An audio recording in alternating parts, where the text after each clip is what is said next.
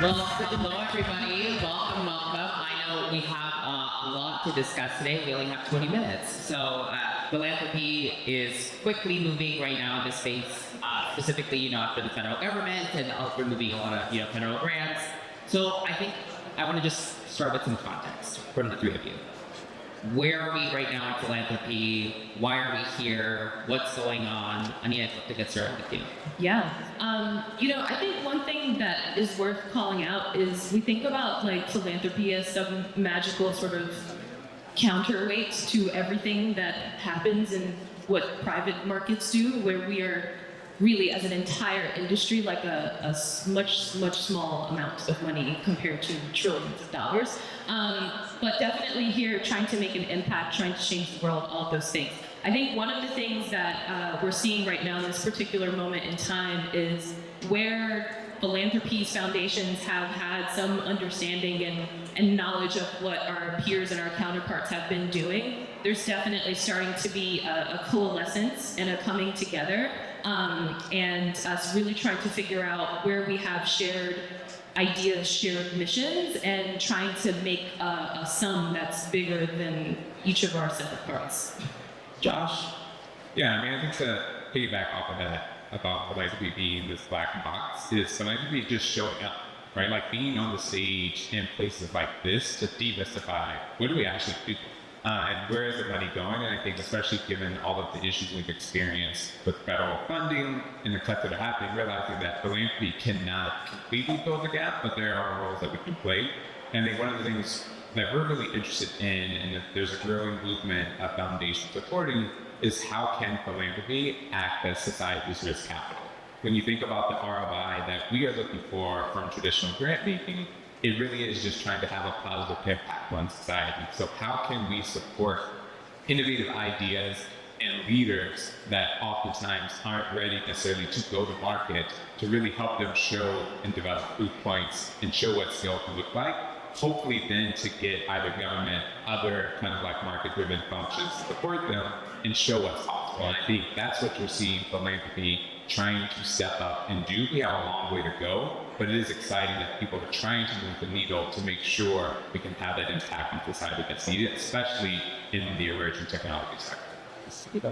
Everything that's been said, I would definitely say +1, especially the de-risking. I think at the moment that we're in right now, Carlos, as you shared, we're not in normal times, right? So we can't be walking around like it's business as usual. We're in probably one of the most dangerous times that we've seen, but this is our moment. And I do think that, especially with philanthropy, we have an increased responsibility, in my opinion, to make sure that we are acting and moving to meet the moment. And as an example, the de-risking, the investing, going and doubling down on inclusion. For us at the Kapor Foundation, we center equity and technology. So inclusion drives innovation, and we believe in that. But we also believe that we have to make sure that we're funding systems of systems. But we can't do that alone. As you mentioned, we're, one foundation is a tiny bit in the bigger picture of the trillions of dollars, but together we can definitely mobilize more. And I would say that it's an example in California, where we have over 3,000 plus foundations, regional foundations, holding billions of dollars, but they haven't moved their money towards technology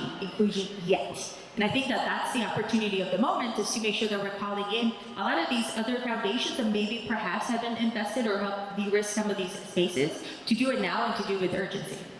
Now, I think going into that, let's talk AI, right? And let's talk about how we're creating and deploying AI responsibly. I'd love to hear from the three of you how your organizations are approaching this right now. I think we're at a critical point where AI is changing almost every day. There are other actors, and so I'd love to hear from a philanthropic viewpoint, how are your organizations really, I think it's not only about meeting the moment, but wanting this moment to really redefine what responsible technology looks like. Aniyia? Yeah, I think just even back to that whole idea of funders starting to come together and forming their own collaboratives and coalitions. There are. Even in the field of philanthropy, I think money that is going towards tech and tech solutions or tech issues is also probably like in the bottom 3 things that philanthropy is funding. And even inside of that, most of that money that is going into things related to AI is coming from, kind of the effective altruism sector, the ones that are like in the AI arms race, and have very different sort of incentives and beliefs around what AI can do, and not as thoughtful about what effects it's going to have on society, what it's going to have on jobs, all of these other things. So I think that when we are looking at AI, we're thinking about responsible innovation. We're thinking about what does it look like? Pandora's already out of the box. What does it look like for us to live a healthy future with AI, where we're not afraid about what it's going to displace, and instead we're thinking about how does it augment, how does it support, how is it in service to us, and not the other way around. And so as a result of that, we've been joining and forming different kinds of funder collaboratives that are focused on AI. One of them we actually have with Kapor, and then there's another one that we're doing that is really about building public AI infrastructure that allows civil society to be able to build on top of things and not only be dependent on proprietary private AI solutions to be able to participate in that AI economy. And then there's also another global collaborative that we're a part of that is also looking at what these effects are and how do we make sure that we're really getting ahead of these emerging issues with technology as well. Josh, I'm going to skip you for a second because Lili, I'd love for you to talk a little bit more about that collaboration that you have going on with Omidyar. Definitely. I think when we say the word AI, I think it's gotten so misused at this moment that tech, software, everything, it's AI. It's AI, right? We saw how some of the startups were able to fundraise 15 to 20% more just by adding AI at the beginning of the past 2 years. But I think for us, it's really important to make sure that we're demystifying, especially as a foundation, because we are centered on helping our communities. And so the commitment in California specifically to do that, to look at the entire ecosystem and demystify AI, that it's not magic. This is, there's a physical land use, there is energy consumption, there's water consumption, there's the questions of how the data has been captured, how it's also being implemented and actually deployed. And so the importance of having community involvement before this technology is super critical. And unfortunately right now, that's the areas that we're not seeing getting funded. And so for us in California, we wanted to make sure that we are looking at it from an ecosystem perspective. How are we helping build world-class education, starting in our classrooms, from making sure that there's not only computer science access, but it's also AI literacy with a critical lens. I don't know how many of you all here saw some of the MIT recent report that came out, the more you use ChatGPT, the lazier the brain gets. Yeah. So we want to make sure that we are staying extremely critical of it in a good way to make it better. But then also making sure that we are not just getting folks into jobs, we have to rethink that whole experience and actually think about more of helping fund and support the next entrepreneurs, the next innovators, the next scientists that can use it and apply it to improve their communities. And so looking at it from the education to what happens, right? What does the new workforce look like, to also helping support and fund the infrastructure, especially public interest infrastructure that may not be available yet. Josh? Yeah, I completely agree with all that. I think for us, as a foundation that's focused on understanding and shaping the impact of technology on society, I think we've been looking a lot at some frameworks that kind of take this like techno-optimist approach, and we've been looking at it from a techno-pragmatist approach, which I think is really interesting at a tech board conference to really think about, A, can tech solve a problem? If so, okay, what does that look like? And then B, if it's going to be enabled by AI, really centering on kind of two questions, and understanding who's going to benefit, but most importantly, who's going to be left behind. Because I think that's the one thing that we've really seen, and building up with some of the research that's coming out, it's been really fascinating. We were just a few weeks ago at the Dallas in the Future conference, and they were showing some research, in particular looking at the impact and optimism around AI in Black communities, and how there's a lot of hope for what AI is going to be able to do, to be able to kind of transform, whether it's things related to education or workforce, but really just understanding and helping to mitigate some of the harm and bias that can be done when you're not thinking it from a responsible standpoint. And so the work that we've been doing is kind of on the unsexy side of tech, really thinking about how can we support and make sure there's data sets, there's data governance, there's guardrails built in, this underlying infrastructure that's needed to really make sure the responsible and ethical side is at the forefront, as opposed to being focused on the flashy tech product. Because again, if we aren't doing this correctly, we're just going to continue to exacerbate the inequities that have existed for years and years and years, whether we're talking about in education or workforce. And so that for us is really interesting, to look for the research, to show the evidence, to make sure anything that's built is grounded in solid research and evidence to help challenge some of those inequities that exist. I want to just add one thing on top of what Josh is saying too, which is to say that I think another role that we're also playing is really thinking about how we sort of tell stories and put information out into the public sphere. It's really important to, like in all of our foundations, that we are helping people, especially everyday people, feel like they actually have agency when it comes to technology. And that is like, obviously access is a piece of it, and like being able to use things, but I think also a conversation that we could start about the right to refuse technology as well. And so I think it's just really important when we sort of see these things, especially rolling out of Silicon Valley, it very quickly makes people feel powerless and like they're at the end of receiving something they didn't ask for. And so how we allow people to really understand what agency and what power they have to have a shape and an influence on where these things are going is so key as well. And I think just one thing that I've been struggling with that's super interesting, going back to even a conference we had focused on AI and Black learners, was how do you balance the optimism and excitement that people have when you're also then deeply into research and you know the harms that are there. And so I've been struggling in a lot of rooms where everyone's excited, AI is going to be incredible. And I'm like, wait a minute, do you know who's actually building these AI models, what data they're pulling from? And so like, how do you make sure there's a critical voice that's challenging? But I'm not trying to be like negative Nancy all the time, but someone needs to be having that criticality to look at what could happen if we're not looking at the research and evidence there. That's exactly right. Definitely, and I would add to that aspect of understanding the global space that we're in, right? Right now we're seeing, especially on the policy of the Kapor Foundation, we fund original research, we do grant making, we do policy as well as investments, direct investments into startups as well as fund-to-funds. And what we're seeing, especially on how we can codify a lot of the safe guardrails, we're also seeing the space of like, okay, even if all the policy passed, right? Do we even have the marketplace solutions to help provide those alternatives? So that's a gap, and that's an opportunity that I think is really important, especially for you all as you're thinking, what's the next venture? What you're currently working? How does that help address some of these gaps? Because we need to have these safer alternatives, so that way we can leverage it and be able to build the future that we want in a way that is really on our own terms. And I would just share that please challenge the narrative, the dominant narrative that we must build at all costs, that it has to be the biggest model. It's not true. In fact, the more as we start to get the technology emerges, we need more contextual data. We need more experts. We need to make sure that this isn't just for your software engineer, but it's for all of us. We need more of the social scientists to really be part of the product development at this moment. So I would say that we have a key window of opportunity. And so this is my call for you all to, we got the fire under us, and to mobilize and to build together with that, multidisciplined approach. Knowing we have, founders in the room, startups, etc., would I be, what we're really hoping to talk here about is also money, right? So beyond traditional grants, ideally I'd love to hear from the three of you on what other innovative funding approaches you've seen that are the most effective when we're talking about bridging the gap in tech entrepreneurship and supporting founders from underrepresented communities.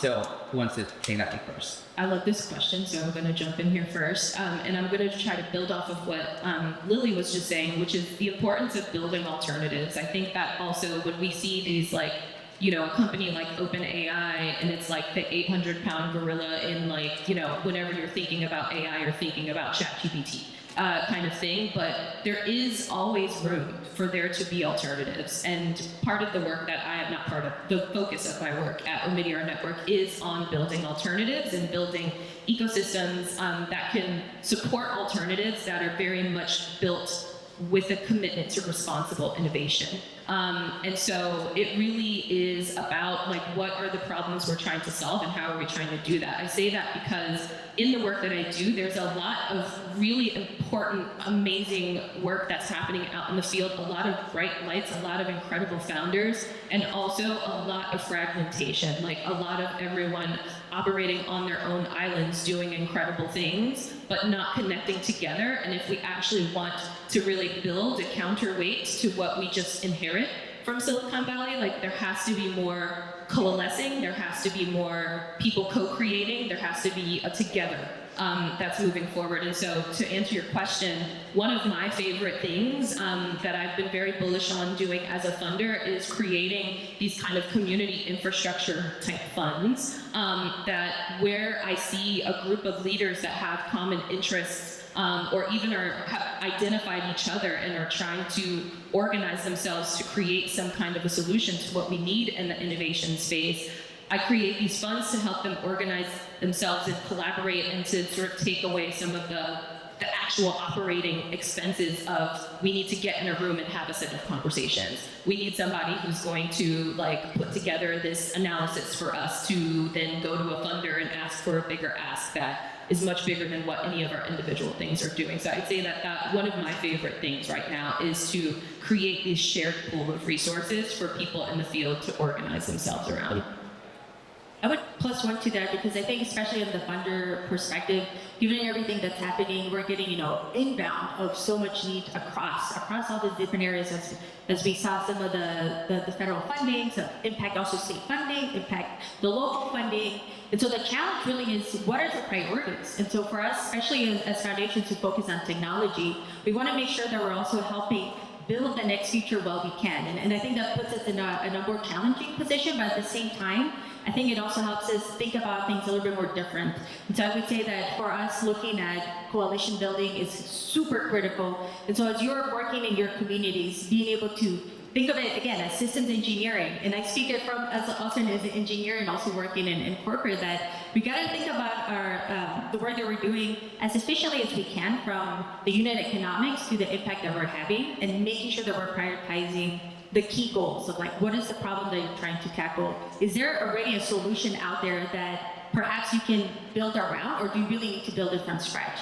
And I think especially on the alternatives for funding, besides funding research, policy, and as I mentioned, some of the funds of funds and founders, I think it's going to be really critical for us as foundations to continue to build these funds and include more of these foundations. Again, if there are regional foundations here, raise your hand. We need you. We need you in this moment to make sure that we're multiplying the funding that we can and making sure that we're de-risking, but also making sure that, especially in the next 2.5 years, who knows what will happen, this is where community, place-based work, it's the most critical work. This is, I think, in our focus in Oakland, California, where we're headquarters. That's where we're also bringing in the artist community, pairing them with Northeastern University focus on AI, and making sure that we have the community, the culture keepers who are helping also change the narrative, create new opportunities, demystify it in a way that we are empowered to be the builders, designers, owners, and investors, and not just the consumers.